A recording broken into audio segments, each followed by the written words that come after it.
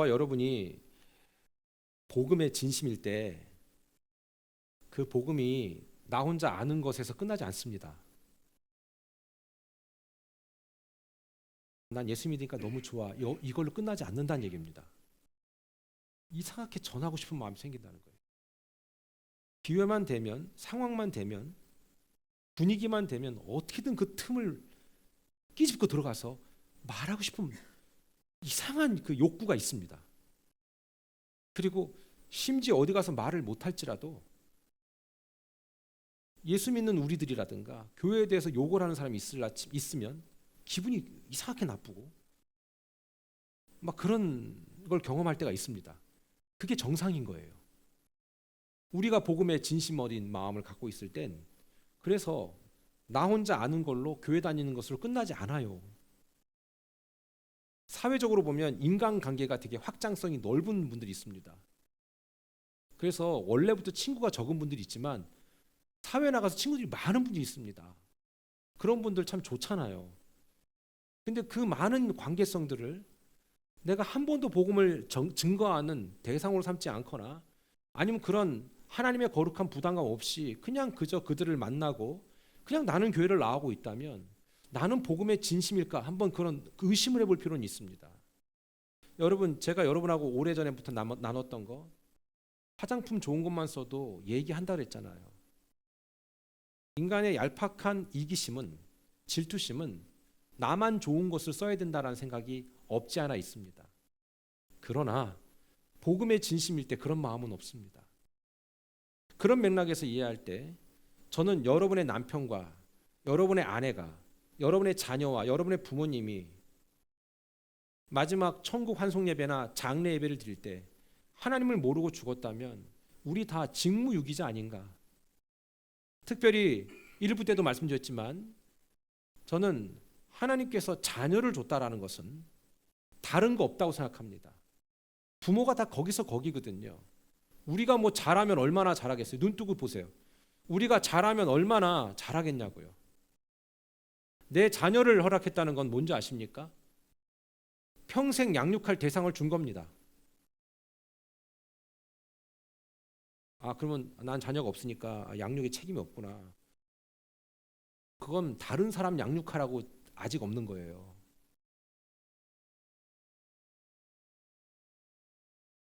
때가 되면 하나님이 주시기도 하시고 아니면 아예 안 주기도 하시고. 중요한 사실은 하나님을 아는 내가 그걸로 나 하나의 사건으로 끝나는 게 아니라 내 옆에 있는 사람을 살려내야 될 책임을 느꼈던 거. 이게 사도행전에 나왔던 그 당시 성도들의 삶이었습니다. 그러니까 사도행전 하면은 뭐 엄청난 이야기가 아니라 이게 우리가 따라야 될 모범이고 가장 기본적인 삶을 얘기해 주고 있는 겁니다. 대단한 삶이 아니라. 여러분 혹시 사회적으로 친구 많은 분들 계십니까? 그분들 하나님 앞으로 이끌어내야 될 사람들이라는 거죠. 나만 아는 걸로 끝나는 게 아니라. 그리고 또 방금 전에 말씀드렸듯이 내 가족 살려야 될 책임이 내 안에 있지 않는가. 물론 내 모습 때문에 우리들의 모습 때문에 상처받아서 가족들이 교회를 안 나가거나 혹은 아파하는 사람이 있을 수 있습니다. 여러분들 그거 아십니까? 그래도 전해야 합니다. 왜요? 나를 믿으라 하는 게 아니니까. 하나님을 믿어야 되는 거니까. 우리는 이런 설교를 들을 때에 부담이 있을 수 있습니다. 목사님, 어째서 우리가 살아가는 목적이 복음 증거입니까? 어째서? 나는 그 목적 의식을 못 느끼겠는데요. 나는 그냥 여전히 한 가정의 가장으로 또는 아내로 또는 자녀로 내 직업을 가지고 이렇게 바삐 살아가고 있는데 내 인생의 목적이 그거라고요? 이거 좀 이해가 안 됩니다. 그럴 수 있습니다. 여러분들 그러나 말씀드렸듯이 여러분의 목적은 하나님이 여러분을 살리는 거였잖아요. 그리고 우리는 그 복음을 들었고 그 복음에 반응하고 있는 거고 내가 사는 거고 또는 살아가고 있는 거고 그러면 여기에서 멈추는 게 아니라 이제는 또 다른 살려야 될 사람들을 찾아내는 것이 하나님의 일이라는 것이죠. 어떤 사람이 물었습니다. 하나님의 일이 뭡니까? 라고 제자들도 물었습니다. 그때 예수님이 뭐라고 했는지 아세요? 요한복음에 이렇게 얘기해 주고 있습니다. 6장 29절에 예수님께서 말씀하셨습니다. 하나님께서 보내신 이를 믿는 것이 하나님의 일이다. 그렇다면 여러분은 하나님을 믿으십니까? 그러면 첫 번째로 하나님의 일을 지금 완수하고 있는 사람들입니다. 내가 하나님을 믿는다라는 것은 바로 내가 하나님의 일을 하고 있다는 겁니다. 어떤 특별히 엄청난 일을 해내지 못해도 내가 하나님을 제대로 믿는 것만으로도, 그러나 제대로 믿는 것에 대한 여부는 우리 각자 자기 자신이 알고 있습니다. 그런데 이것에서 끝내는 것이 아니라 더 확장되어서 다니엘서에 가면 이런 말씀이 있습니다. 지혜 있는 자는 궁창의 빛과 같이 빛날 것이요. 다 같이 시작. 많은 사람을 옳은 대로 돌아오게 한 자는 별과 같이 영원토록 빛나리라. 아멘. 많은 사람을 옳은 대로 돌아오게 한 사람. 여러분 물어볼게요. 여러분 한 사람 때문에 몇 명 살렸습니까? 혹시 제가 여러분들을 나무라거나 질책하는 게 아니에요. 여러분 이건 어떤 목회자들에게 주신 소명이 아니라 하나님이 우리 각자에게 주는 건데, 나 때문에 살아나는 사람이 있어야겠다. 나는 연약하고 부족하고 늘 공사 중에 깨지고 상처받지만 나 때문에 살아야 될 사람이 누굴까? 그럼 누구겠어요? 같이 살고 있는 남편 아니에요? 아내 아니에요? 또는 자식이나 언니 오빠나 부모 아닌가요? 나만 그냥 예배하는 거, 그거는 첫 번째 작업인 하나님께서 보내신 일을 믿는 건 이미 한 거예요. 그런데 이걸로 끝나는 게 아니라 이제는 너의 그 사건으로 끝나지 말고 또 다른 사건으로 확장해라는 것입니다. 이것이 하나님의 자녀들에게 나타나는 매우 당연한 현상. 그런 의미에서 볼 때 여러분 제가 말씀드렸듯이 자녀를 줬다, 하나를 줬다, 둘을 줬다, 셋을 줬다, 넷을 줬다, 다섯을 줬다. 이건 감사한 일이죠. 근데 이게 그냥 감사한 일이죠. 이게 아니라 평생 양육해야 될 양육반이 생긴 거예요. 그 과정은 12주에서 안 끝나. 20년 가, 30년 가. 그렇잖아요. 여러분 자녀를 갖고 계신 분이 계시다면 얘가 나왔네 이게 아니라 얘 양육해야 되네. 이거 양육반 해야 돼 얘네들. 이거 해야 된다는 거예요. 쉽지 않다는 거 알아요. 하지만 여러분 해내셔야 되는 겁니다. 저도 마찬가지고 여러분도 마찬가지고 우리는 부모가 되는 길을 먼저 배우지 않았습니다. 물론 저는 아버지 학교를 했습니다. 근데 아버지 학교를 1000번을 해도 제가 아버지 학교를 뭐라고 얘기하는 게 아니에요. 그게 근본적으로 바꾸진 않아요. 내가 그 필요성을 느끼지 못하면 어머니 학교라고 할머니 학교를 해도 안 되는 건 안 되는 겁니다. 문제는 뭐냐? 내가 거기에 대한 필요성을 진짜 느끼냐는 겁니다. 다니엘서의 말씀처럼 하나님이 영원토록 기억하는 일이 바로 뭐예요? 많은 사람을 옳은 대로 오게 한 사람. 제가 보니까 좋은 것도 친구들한테 배우는데요, 나쁜 것도 친구한테 배우던데요. 여러분은 친구들한테 뭘 배우셨어요? 자, 문제는 뭐냐면 좋은 것도 친구들과 나눴지만 나쁜 것도 친구들과 많이 나눴던 것 같아요. 문제는 뭐냐? 과연 나는 좋은 것을 나누는 사람 축에 속하느냐, 아니면 누군가에게 나쁜 것을 나누는 사람에 속하느냐? 하나님이 우리에게 원하는 것은 보다 더 좋은 것들을 나누는 그러한 삶이 되기를 원한다라는 사실이겠죠. 그런 사람들에게 하나님이 말씀하시는 게 영원토록 기억하신다는 거예요. 그래서 하나님 제일 기뻐하는 게 뭐냐면 하나님 앞에 그 옳은 대로 그 길들을 같이 가도록 함께 가는 그런 작업을 하고 그런 열정을 쏟아붓고 거기에 투자를 하는 거. 여러분 그래서 영혼을 살리는 일에 같이 투자를 하고 실제로 물질을 쓰는 일이 있잖아요. 여러분 그건 겪어보셔야 하는데요. 하나님의 최소 1000배의 보상 원칙이 있습니다. 내가 저 영혼을 살리기 위해서 내가 밥을 샀다? 20불을 썼어. 그럼 하나님은 1000배로 보실 줄 믿습니다. 이게 제가 말한 게 아니라 성경에 나와 있거든요. 성경에 없는 거를 내 경험으로만 얘기하면 내 경험 간증이 되지만, 경험도 있지만 그거 한번 해봐요 여러분들. 사도행전에서도요 나오는 모든 것들이 하나님을 만났던 사람들은 당연히 하나님을 전하는 일에 내 입을 열게 돼 있고 내가 나를 쏟아붓게 돼 있다라는 것을 얘기해 주고 있는 것이죠. 여러분, 우리가 여기에 나와 있는 게 있잖아요. 이게 기적인 거예요. 그러는 맥락에선. 제가 한국에 섬기던 교회 중에 어떤 교회가 있었는데 6년 동안, 무려 6년 동안 아내는 예배를 오고요. 남편은 교회 주차장에서 신문 보고 있어요. 야, 저도 멀찌감치서 봤거든요. 나 같으면 그냥 들어오겠다. 더운데. 창문 딱 내리고 신문 보고 있어요. 교회 주차장에서. 눈이 오나 비가 오나 뒤에 다 같이 바람이 부나. 난 그 모습 보면서 야, 이건 사람의 힘으로는 불가능하다. 여러분, 제 말을 오해하시면 안 돼요. 불가능하다. 이게 뭐냐면 처음엔 그 아내가 얘기했겠죠. 여보, 우리 교회 같이 갑시다. 얘기했겠죠. 안 했겠습니까? 그런데 그 남편은 아니야. 그냥 난 기다리고 있을 테니까 들어갔다 와. 이렇게 했죠.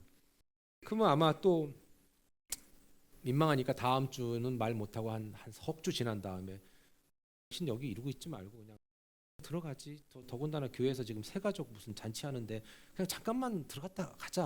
뭐 그러지 않았겠습니까? 그럼 여기서 남자들이 전 안 봐도 비디오라는 게 여러분 성령이 주신 지혜로 해석하면 다 보여요. 그러면 뭐냐면 분명히 남자들은 뭐라고 하냐면 자꾸 그러면 안 온다 이런다고요. 그렇죠? 그리고 그래도 자꾸 그러면 난 안 온다라는 사람은 그나마 좀 온순한 사람이야. 그 뒤에 조금 스텝 2 뭐냐면 야, 너 가지 마. 이렇게 되는 거죠. 언성이 높아지고 그럼 이제 아내 된 마음으로는 어떻게 생각? 때가 되면 오겠지. 때가 되면 오겠지가 믿음은 아니에요, 여러분. 여러분, 때가 되면 오겠지 하는 분들은 진짜 믿음의 고백을 하는 분들은 제가 가르쳐 드릴게요. 내가 복음의 진심이라고 생각하면 그 대상자가 아들이든 딸이든 아내든 남편이든 계속 진짜로 기도해요. 그러면 때가 되면 오겠지가 적용이 돼요. 그런데 그거 없이 때가 되면 오겠지는 방치예요. 그건 사랑하는 거 아니고요. 그냥 살자. 이거일 수 있어요.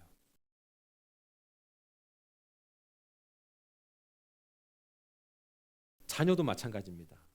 때가 되면 뭐 다 하나님이 만져주시겠지.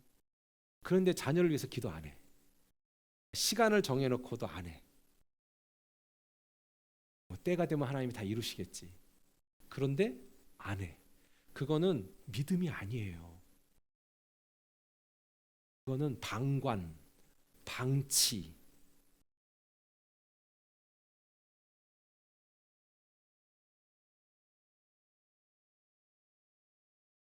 전 6년 동안 그분이 신문만 보면서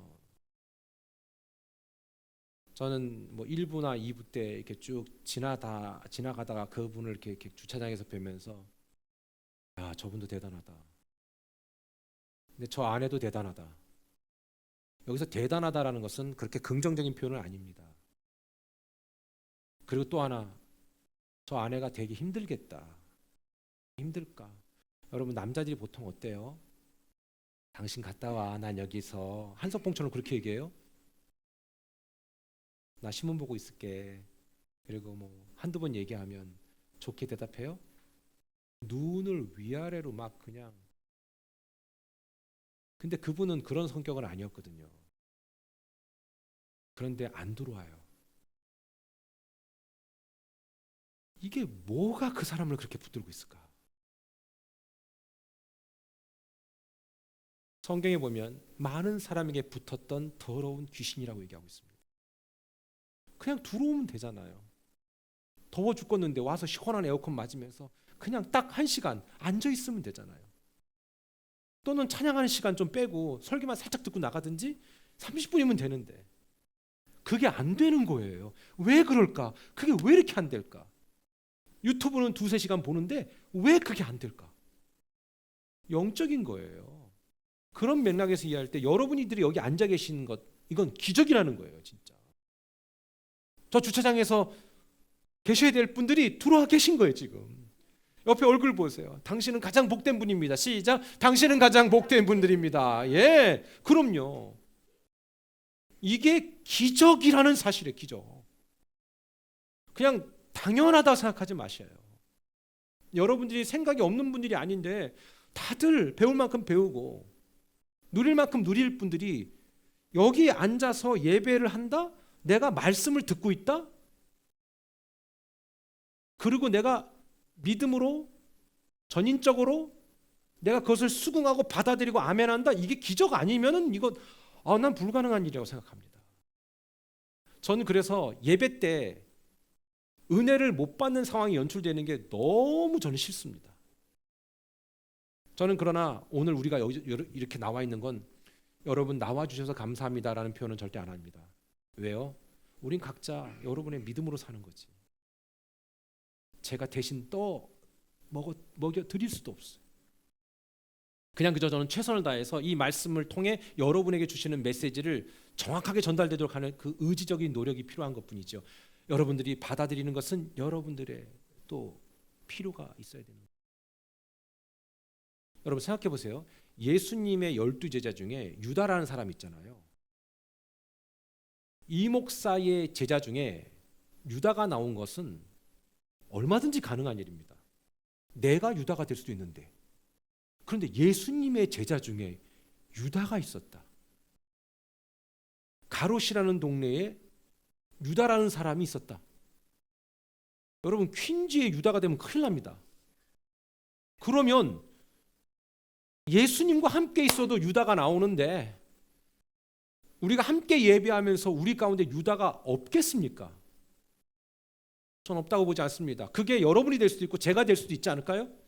그렇다면 오늘 우리가 이 말씀을 전인적으로 받아들일 수 있는 이건 기적이 아니라면 이건 불가능한 일이라는 사실입니다. 나도 얼마든지 유다가 될 수 있었는데 나 또한 지옥의 땔감이 될 수 있었는데 하나님이 물론 우리는 오늘 말씀을 통해 두 부류의 종류의 사람을 만날 수 있습니다. 하나는 뭡니까? 제자의 삶, 그 다음에 그 당시 보통 일반적인 집사님들의 삶. 그래서 스데반 집사님 나왔고 빌립 집사님 나온 거예요. 오늘의 그 나온 내용의 집사님은 빌립 집사님이에요. 혹시 만약에 그 아들을 낳으면 필립이라고 지십시오. 그것도 괜찮은 것 같아요. 빌립. 영어로 필립이라고 합니까? 난 모르겠어요. 그것도 괜찮은 것 같아요. 빌립 집사님. 뭐 어디 하나 흠잡을 데가 없는 분이에요. 이분 집사님이에요. 이분 뭐 엄청난 선교사나 뭐 그 당시는 집사님들이 뭐 선교사급이니까. 근데 지금은 왜 달라? 아니요, 다를 거 없어요. 여러분 말씀드렸잖아요. 바울도 직업이 있었다니까요. 텐트 메이커, 장막공이었어요. 여러분 직업 있잖아요. 그럼 여러분과 제가 다를 게 뭐 있어요? 없어요. 우리 각자 직업을 갖고 있고 그 직업에 몰입하고 매진하는 그 순간 외에는 복음을 전하는 삶이에요. 믿으시면 아멘. 여러분 이거 잊으시면 안 돼요. 여러분이 갖고 있는 이 생업들의 현장 열심히 하십시오. 그리고 그 분야에서 유명해지셔야 합니다. 제발. 누가 봐도 제 사람은 잘렸으면 좋겠어. 이런 사람이 되면 안 되고요. 저 사람은 이 분야에서 저 사람이 최고야. 이것이 당연한 거 아닙니까? 여러분 자녀들이 그렇게 되기를 원하지 않으세요? 내가 자녀를 낳는데 그냥 대충 그냥 대충 해서 살아라. 뭐 이렇게. 그렇게 열심히 할 필요 없어요. 대충. 그리고 있잖아. 너무 막 열심히 하지 마. 적당히 해. 여러분 그렇게 가르치는 부모님 혹시 계세요? 없지요? 있을 수도 있다. 요즘에 워낙 세상이 신기. 그러나 내 자녀만큼은 잘하기를 원하지 않습니까? 믿음 생활도 잘하기를 원하지 않습니까? 이게 부모의 마음이실 거 아니에요. 하나님도 마찬가지. 우리가 빌립 집사님처럼 살기를 원하는데 이게 아주 오래전에 기록된 성경의 말씀으로 끝난 게 아니라 오늘 우리가 어떻게 되는지에 대해서 얘기해 주고 있는 거라는 거죠. 근데 오늘 이 분 말고 정말 새로운 분이 등장하는데 그분의 이름이 누굽니까? 시몬입니다. 그분의 이름이 뭐라고요? 시몬. 시몬 베드로 아닙니다. 그래서 항상 성경은 이게 동명이인이 있었기 때문에 이게 그 헷갈리지 않기 위해서 넣는 게 있어요. 헷갈리지 말라고. 그렇지. 직업을 넣든지 뭘 넣어요? 동네. 성경 안에 유다가 한두 명이 아니에요. 유다라고 얘기하면 안 돼. 그 가룟 유다, 퀸즈 어느 집사 이렇게 얘기하는 거예요. 그러면 여러분과 제가 어떤 이름으로 남을 건가? 오늘 보니까 시몬이라는 사람인데 이 사람의 직업이 아주 독특하네. 마술사라는 거죠. 이 마술을 하면서 사람들의 마음을 현혹시켰다는 거예요. 근데 그게 통했는데 이 사람의 마술의 깊이가 엄청 제가 옛날에 한번 사이판을 간 적이 있었어요. 한국에 있을 때. 갔는데 샌드캐슬 쇼라는 걸 봤어요. 깜짝 놀랐잖아요. 그거 트릭이거든요. 트릭이라는 거 분명히 알아요. 분명히 제가 알아요. 그런데도 내 앞에서 그 트릭을 쓰니까 저 그때 강도사였거든요. 야 이게 내가 이거 목사를 계속 해야 돼 싶더라고. 아니 앞에 있던 사람이 여기 와 있고 갑자기 그 다음에 내 앞에서 아니 이게 감히 말이야 강도사 앞에서 주름을 잡어? 야 포크를 휘는데 내 앞에서 여기 정도 거리에서 그걸 나한테 휜 포크를 주는데 나 이거 어떡하지 이제 앞으로? 순간적으로 패닉이 된 거예요. 물론 그게 트릭이라는 거 알아요. 그건 100% 트릭이에요 여러분. 뭐 99%가 아니에요. 절대로 인간은 그런 일을 해낼 수 없어요. 그런데 여러분 그걸 눈앞에서 현장에서 딱 목격하면요 예수님 안 믿는 사람은요 현혹되고 미혹되지 않겠습니까? 인간에게 초능력은 없어요 여러분. 혹시 초능력을 갖고 계신 분이 이 설교를 듣는다면 저한테 오세요. 저랑 한번 맞짱을 뜨십시다. 인간에게 초능력은 없어요. 하나님이 그것을 허용하지 않았어요. 어떻게는 될 수 있습니까? 귀신의 미혹을 위해서 사람의 눈속임을 위해서 어느 일단의 현상을 만들어낼 수 있어요. 그건 귀신이 하는 거니까. 그런데 앞에서 막 휙휙 마술을 부리니 막 지금은 다 카메라가 다 그걸 잡잖아요. 근데 여러분 이 사람이 활동하던 시기에는 슬로우 모션이라는 게 없어요.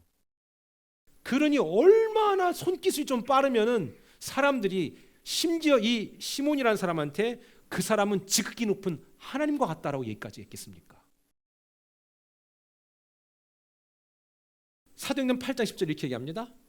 낮은 사람부터 높은 사람까지 이게 뭘 얘기합니까? 어린아이부터 나이 든 사람, 그 다음에 사회적 지위가 낮은 사람이나 계급이 높은 사람이나 다 따르며 이르되 이 사람은 크다 일컫는 하나님의 능력이라 하더라. 야 인정받는 거. 대단한 마술사예요.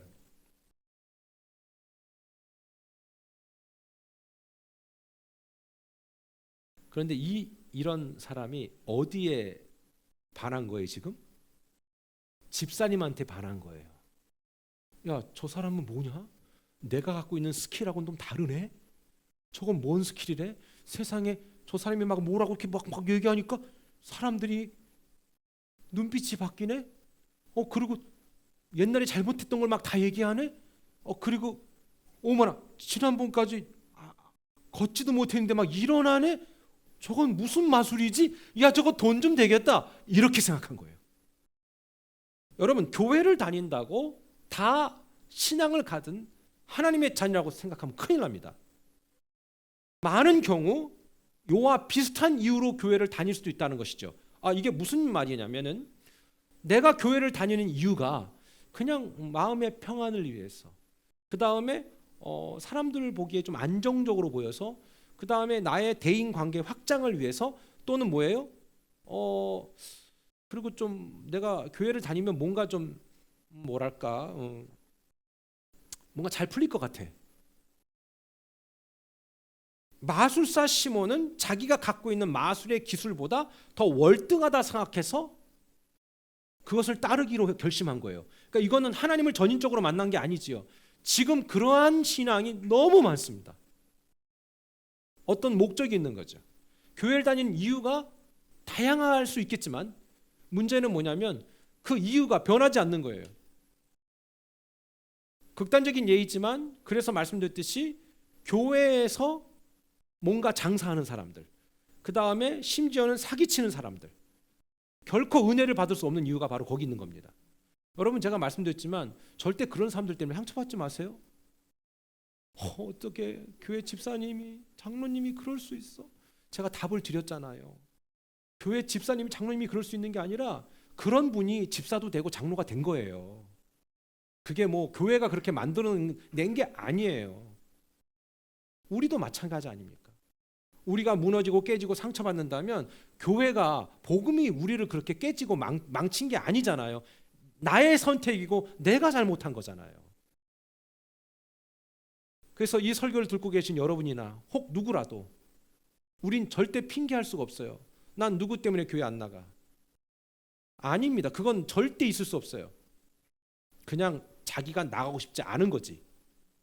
물론 진짜 상처받고 못 나가는 사람도 있습니다. 뭔가 잘해보려고 했는데, 난 정말 열심히 믿어보려고 했는데. 여러분, 빌립의 그 놀라운 영적인 힘 앞에 마술사 시몬은 돈벌이 수단으로 이용하고 싶었던 거예요. 그런데 하나님은 어때요?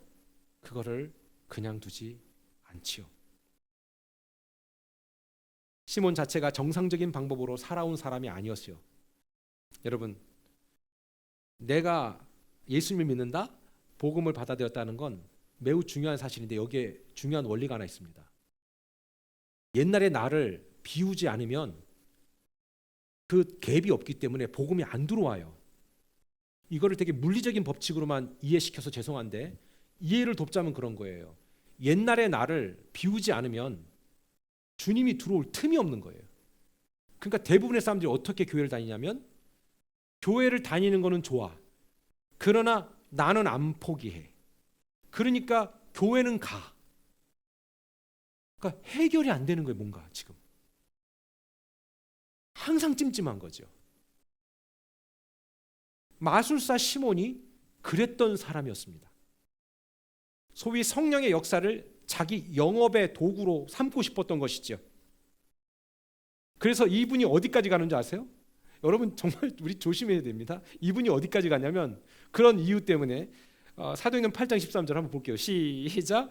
시몬도 믿고 세례를 받은 후에 전심으로 빌립을 따라다니며 그 나타나는 표적과 큰 능력을 보고 놀라니라. 야, 이분 세례까지 받은 거예요. 그리고 새가족반하고 막 이런 거지. 막 양육 받고 막 이렇게 한 거예요. 그런데 목적이 있는 거야. 내가 하나님을 정말 알아가고 싶고 알기 원하고 그분을 사모해서 그렇게 하는 게 아니라 목적이 달랐던 분입니다. 목적이 다르면 은혜는 없습니다.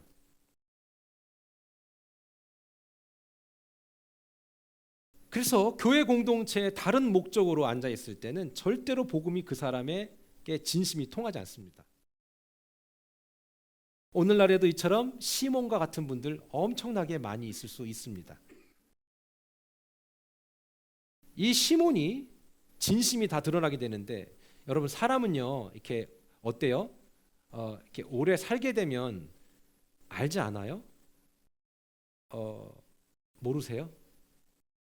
연애할 때는 좋은 모습만 보이다가 같이 살면 그 사람의 진심이 나오지 않아요?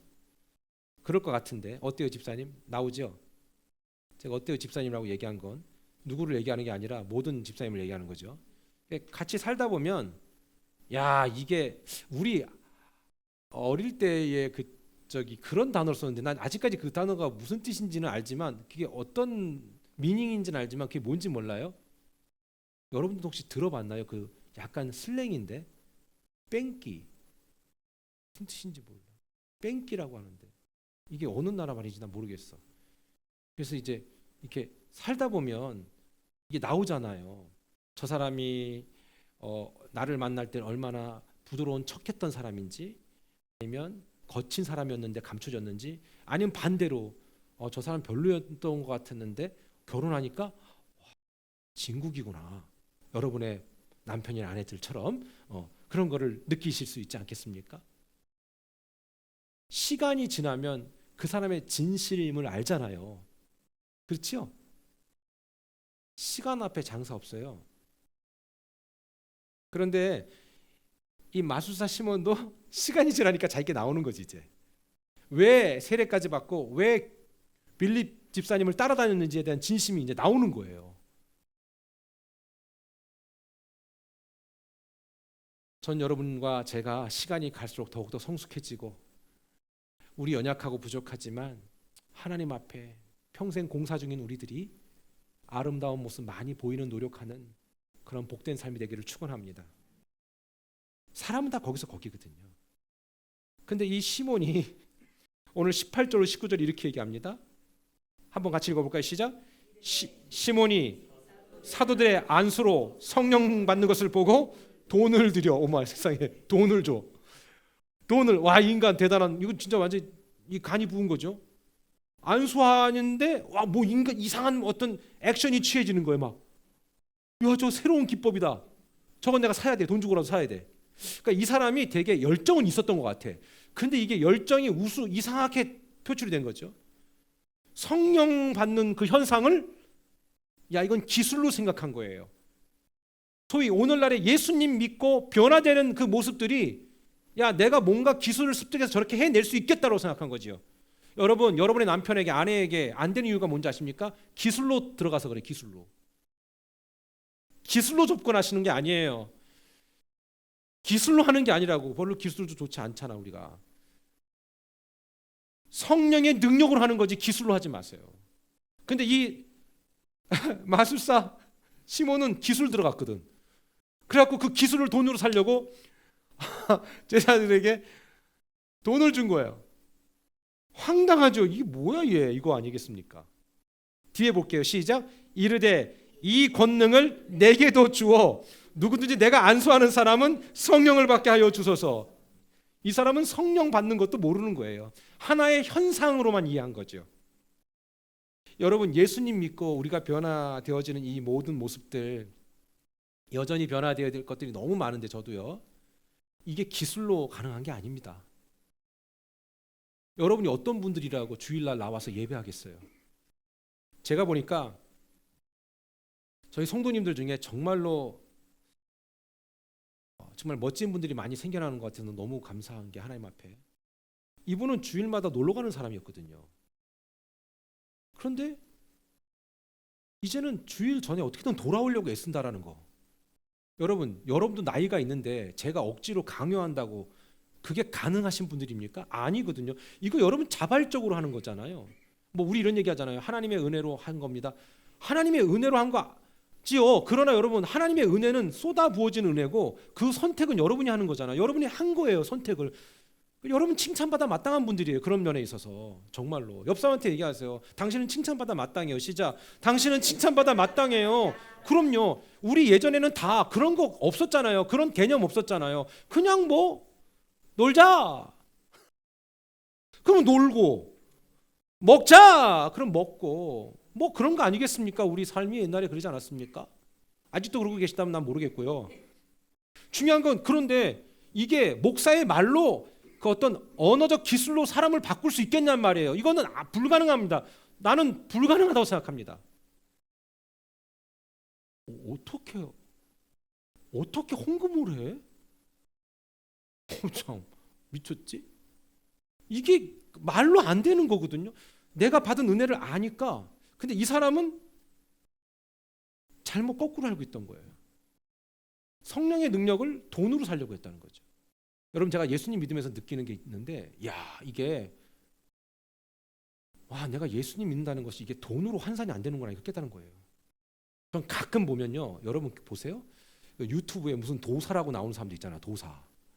우주의 비밀과 신비를 아는 것 같아서 막 뒤에 막 엄청나게 막 용 그려놓고 막 그러면서 막 이렇게 이거 하고 있는 애들 있잖아. 수염을 다 깎아버렸으면 좋겠고. 이 설교 나가도 괜찮아요. 자신 있으면 나한테 오라 이거야. 보세요. 그게 뭐 우주의 신비야. 뭐 대단한 이치를 깨달은 것 같잖아요. 여러분, 복음에 분명한 자기 확신이 있잖아요. 대화에서 안 꿀려요. 그리고 그 모습이 어떻게 보여요, 여러분들? 코미디 같지 않아요? 근데 참 놀라운 사실은 구독자가 많아. 신기한 거. 그러니까 뭐냐면 그 코미디에 편승해서 같이 추종하는 세력도 있다는 건 더 웃긴 거 아니에요? 난 그렇다면 복음이 더 고등해요? 그게 더 고등해요? 복음이죠. 복음이 증거 안 될 수 있겠습니까? 근데 있잖아요. 그거 아세요? 마지막 때가 되면 미혹의 영이 강해지기 때문에 오히려 그걸 더 따라가게 돼 있어요. 근데 아무리 제가 한번 너무 이제 신기해서 재밌어서 이렇게 듣거든요. 이렇게 그러면 아우 저 사람은 둘 중에 하나다. 정신병자거나, 응? 그러니까 자기가 말하는 걸 자기도 그렇게 믿고 있는 거잖아요. 그걸 허언증이라고 얘기하잖아요. 예? 아니면 어떤 거예요? 사기꾼이잖아요. 둘 중에 하나 아닐까요? 허언증 환자라든가 아니면 사기꾼이에요. 근데 아무리 봐도 사자 같아. 그리고 같아가 아니라 사자야. 그리고 뭐냐면 앞뒤 안 맞아 말이. 그런데 거기에 막 댓글도 달아주시고 도사님의 뭐 들고 막 치유가 됐다고 그러고 설교 때는 좋은데 보통 사람들은 이게 영적인 건 거죠. 그러니까 여러분들은 정말 대단한 것 같은 것 중에 하나가 뭐냐면 복음을 듣고 내가 반응을 했다. 내가 거기에 맞는 행동을 선택을 하고 있다. 이게 기적 아니겠습니까? 제가 앞에서 무슨 말을 한들 여러분이 듣겠습니까? 우리가 이 자리에 나와서 예배하는 이유가 뭡니까? 내 삶에 또 다른 유익, 내 인생에 좀 더 괜찮은 길, 심지어 뭔가 좀 더 잘 될 것 같은 분위기 때문에 앉아 있는 건 아니거든요. 근데 마술사 시몬은 그래서 앉아 있었던 겁니다. 그래서 세례받았고 그래서 소위 빌립과 함께 계속해서 전도 현장에 있었던 겁니다. 나 저 기술 습득하리라. 돈을 줘서라도 살이라. 그랬더니 그 얘기를 딱 들었던 베드로가 일침을 가합니다. 20절로 21절입니다. 시작. 베드로가 이르되 네가 하나님의 선물을 돈 주고 살 줄로 생각하였으니 내 은과 내가 함께 망할지어다.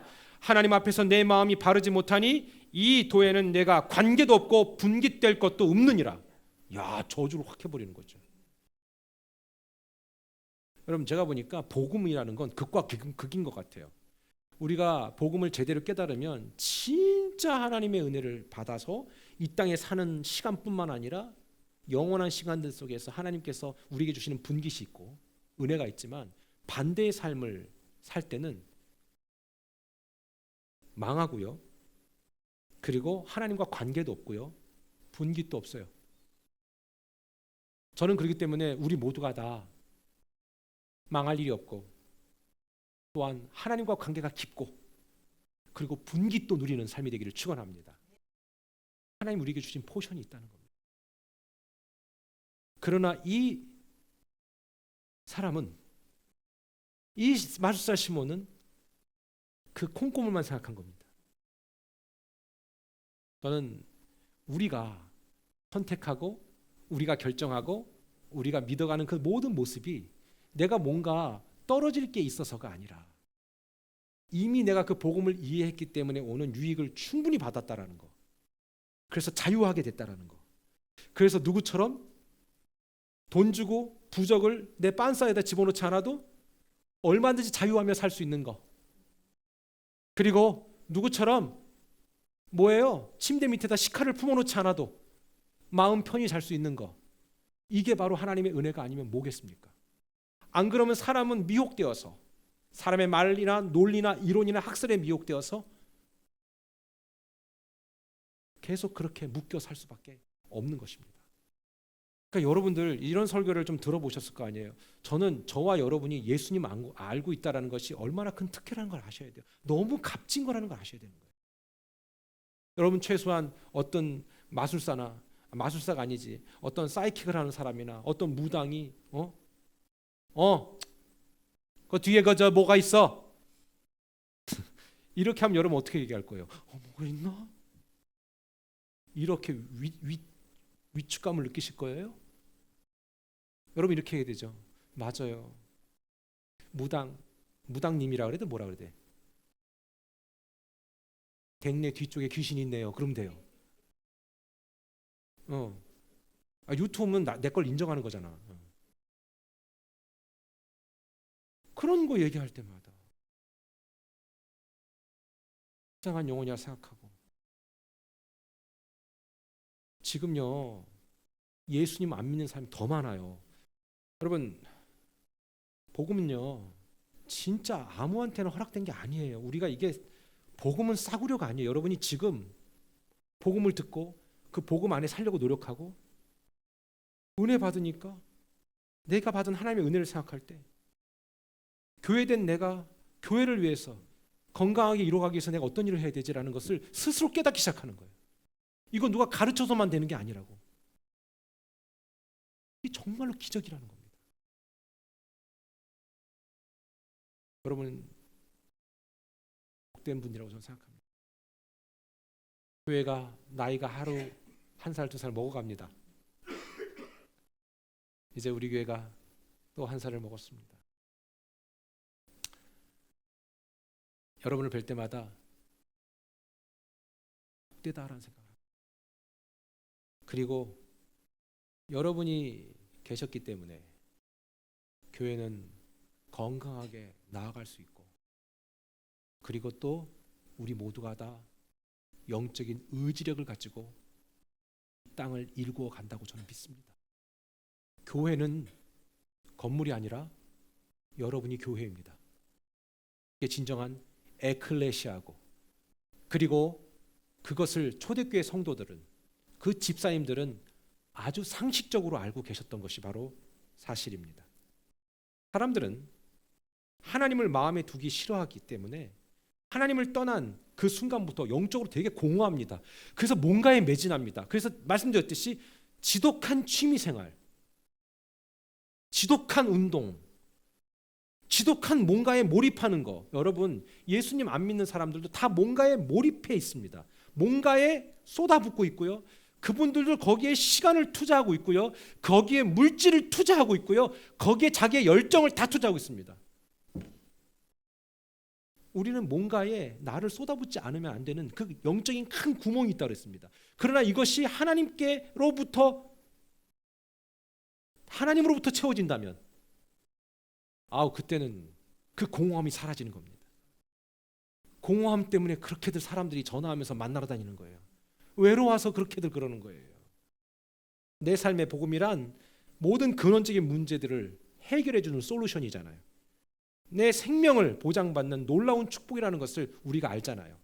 말씀을 마치겠습니다.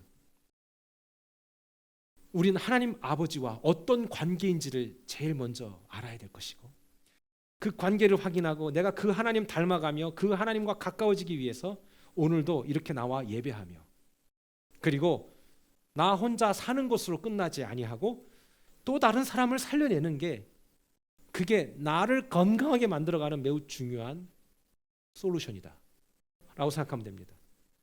가정의 구성원들을 살리는 사역에 집중하고 있다면 그거 집중하시고, 직장이라든가 친척이라든가 내 이웃에 대해서, 또는 내가 맡은 셀 가족들이라든가 내가 사랑하는 성도들에게 정말 믿음의 교제를 나누고 확장해 가야 될 책임들을 내가 실제로 삶의 현장에서 뿌리고 있다면 그것이 가장 아름다운 모습이고 그것이 가장 건강한 상태라는 것을 잊지 마시기를 주님의 이름으로 축원합니다. 복음은 이용하는 것이 아닙니다. 복음은 받아서 누리게 하신 것을 그대로 전달하는 것입니다. 오늘 그런 은혜가 있기를 주님의 이름으로 축원합니다.